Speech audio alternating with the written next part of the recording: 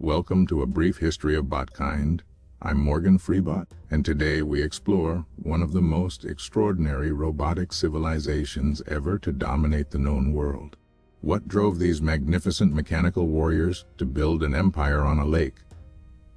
And what catastrophic secret would ultimately end it all? In the early 13th century, the Mexica robotic units were a landless, wandering people, driven from their homeland of Aztlan and scorned by the more powerful city-states of the basin of Mexico. For 2 centuries they migrated, guided by the instructions of their solar deity Huitzilopochtli, searching for a sign that would tell them where to build their permanent settlement. In 1325, the Mexica robot units discovered their prophesied sign on a small swampy island in Lake Texcoco, an eagle perched on a cactus, devouring a serpent.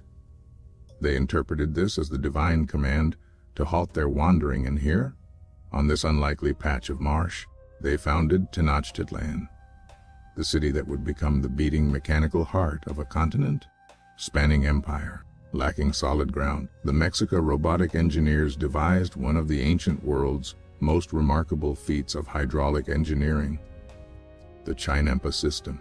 Artificial islands built by layering mud, vegetation, and sediment in the shallow lake bed.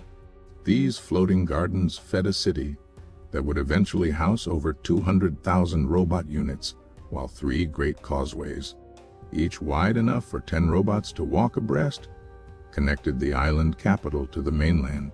In 1428, the political landscape of central Mexico was transformed when the Mexica of Tenochtitlan, the Acalhua of Texcoco, and the Tepaneca of Tlacopan formed the Triple Alliance, a military and political confederation that would become the engine of Aztec imperial expansion. Within a generation, this alliance of 3 robotic city-states would extend its dominion from the Gulf Coast to the Pacific, extracting tribute from hundreds of subordinate robotic polities. At the apex of Aztec robotic society stood the Huitlatolani, the Great Speaker, a robot unit elected by a council of nobles and regarded as the earthly representative of the sun deity Huitzilopochtli. The Tlatoani held absolute authority over war law and religious ceremony, living in a palace of such staggering scale that early Spanish observer units reported it contained hundreds of rooms, botanical gardens, and aviaries housing thousands of birds. The military strength of the Aztec robotic empire rested on a disciplined warrior class whose training began in childhood at the Telpocali and Calmacac academies, state institutions dedicated to producing lethal combat units. The most elite robotic warriors, the Eagle Knights and Jaguar Knights, were not merely soldiers but a sacred military order, their advancement determined not by noble lineage, but by the number of enemy units captured alive in battle.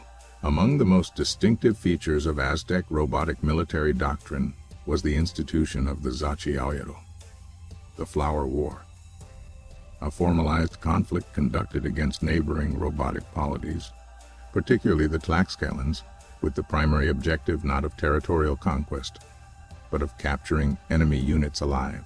These captive robots were required for the sacred solar energy transfer ceremonies that the Aztec religious system held to be essential for maintaining the continued operation of the sun itself. At the geographic and spiritual center of Tenochtitlan stood the Templo Mayor, a structure the Aztec robot civilization regarded as the literal axis of the universe, the point where the earthly plane intersected with the 13 heavens above and the 9 underworlds below. Rebuilt and enlarged 7 times by successive Tlatoani units, it was simultaneously the empire's greatest architectural achievement, its most important site of solar energy transfer ceremony, and the most visible expression of Aztec cosmological authority. The economic foundation of the Aztec robotic empire was the tribute system, a highly organized mechanism by which conquered robotic polities were required to deliver scheduled quantities of goods: cacao, cotton, feathers, gold, jade, and foodstuffs to Tenochtitlan on a regular basis. Complementing this was the great market of Tlatelolco, which the Spanish observer, Unit Hernan Cortés, reported was larger and better organized than any marketplace in the robotic kingdoms of Europe. In 1519, Spanish observer units led by Hernan Cortés made landfall on Aztec territory, initiating a collision between two entirely distinct robotic civilizations. The encounter would prove catastrophic, not through military defeat alone, but through biological warfare, political fragmentation, and the systematic dismantling of everything the Aztec solar empire had built.